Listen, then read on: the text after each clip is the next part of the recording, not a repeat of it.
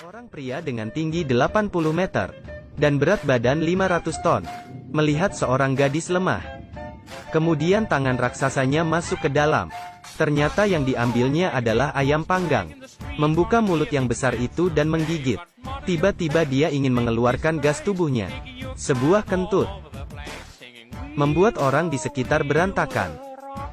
Dan nenek tua pun terbang. Apalagi pria yang menyalakan korek api ini. Akhirnya, dia adalah seorang profesor bernama Sherman. Karena badannya besar, dia tidak sengaja menyentuh tombol di laboratorium. Keesokan harinya baru tiba di sekolah. Dia melihat jumlah tikus yang tidak terhitung. Salah satu tikus masuk ke selangkangan seorang pria. Wanita di sebelahnya malah senang. Di dalam kelas juga berantakan. Mesin pembersih rumput pun menembakkan tikus. Salah satu terbang ke sarapan wanita ini. Ada juga yang terbang ke dalam mulut guru. Sekolah seketika kacau balau. Tidak lama kemudian Sherman ditanyai kepala sekolah.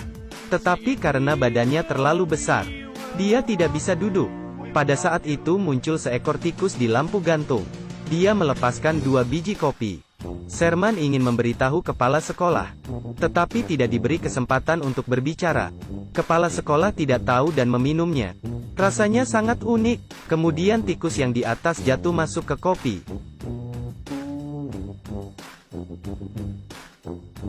Sherman kembali ke kelas dan mulai mengajar. Tetapi siswa-siswi menertawakannya. Ternyata dia sambil menulis di atas, sambil menghapus di bawah. Baju penuh dengan serbuk kapur. Saat menurunkan memungut barang, guru cantik bernama Carla datang. Sherman langsung jatuh cinta padanya. Obesitas bawaan, ditambah keturunan dari keluarganya. Tetapi demi mengejar Carla, dia membuat sebuah keputusan besar. Sherman sedang menjalankan operasi untuk menghilangkan lemak.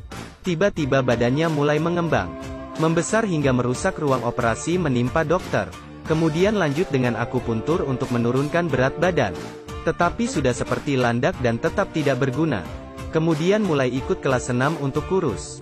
Orang lain seperti ini, tetapi dia begini. Ikut tinju pun tidak bisa memukul sasaran. Lompat tali pun tidak mahir seperti seekor babi. Pada hari Sabtu, Carla inisiatif mengajaknya ke bar. Kebahagiaan selalu datang dengan tiba-tiba. Kemudian Carla juga inisiatif memegangnya. Benar-benar tidak pemilih. Kemudian penampilan tayang bincang dimulai. Lampu menyoroti pembicara yang sedang bergaya. Gerakan ini membuat bingung. Ini monyet dari kebun binatang mana? Tidak terikat dan keluar. Tetapi memang punya bakat dalam berbicara. Baru beberapa kata sudah membuat penonton tertawa. Menghina siapa yang dia lihat. Dan kebetulan Sherman berdiri ingin ke toilet. Tetapi malah ditargetkan oleh pembicara. Dia berkata posturnya ini sudah hampir mengejar bumi. 1 kali putar badan butuh 1 tahun. Kemudian menargetkan ke Carla, warna kulitmu ini, jika tidak buka lampu. Saya pun tidak tahu ada orang yang duduk di sana. Kencan yang bagus malah dirusakin pembicara. Sampai di rumah, Sherman mulai merasa rendah diri. Mulai makan berlebihan lagi. Karena makan kebanyakan ada yang tersangkut di tenggorokan.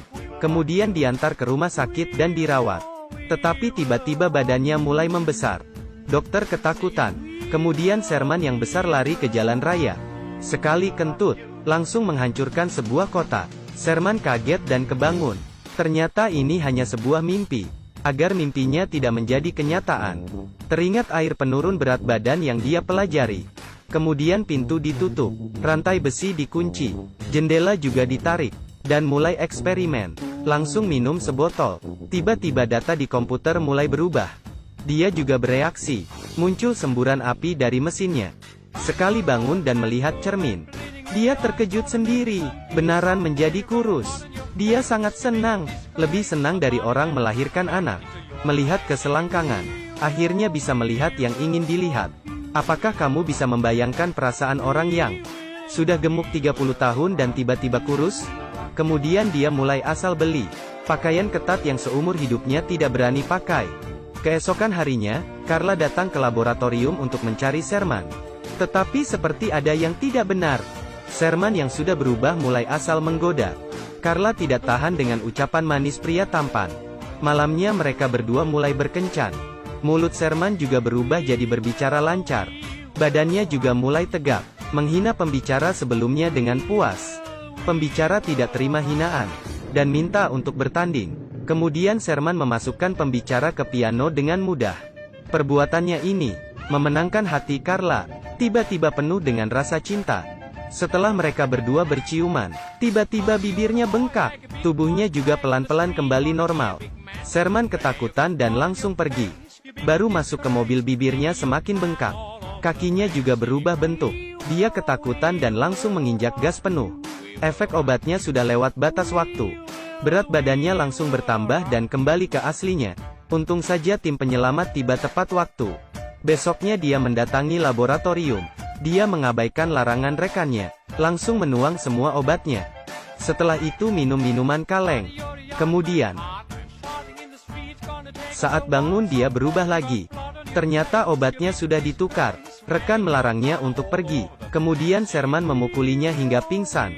Malamnya, Sherman yang sudah berubah menghadiri sebuah acara penting. Naik ke panggung dan mulai berkata-kata terus. Kemudian dia mulai memamerkan penemuan barunya. Berubah di depan semua orang. Minum obatnya di depan semua orang. Kemudian terus berubah, mengejutkan semua orang. Kemudian rekan kerjanya datang, naik dan memukul dia. Baru terpikir, Sherman ingin membalas. Tetapi tidak ada tenaga. Ternyata Sherman yang mengontrol dia dari dalam. Jadi berubah gemuk dan kurus terus-menerus. Dan memukul diri sendiri. Kemudian Sherman asli yang menang. Kembali ke rupa aslinya. Dan berdansa dengan Carla. Membuat semua orang bertepuk tangan. Dengan bahagia. Mengakhiri cerita ini.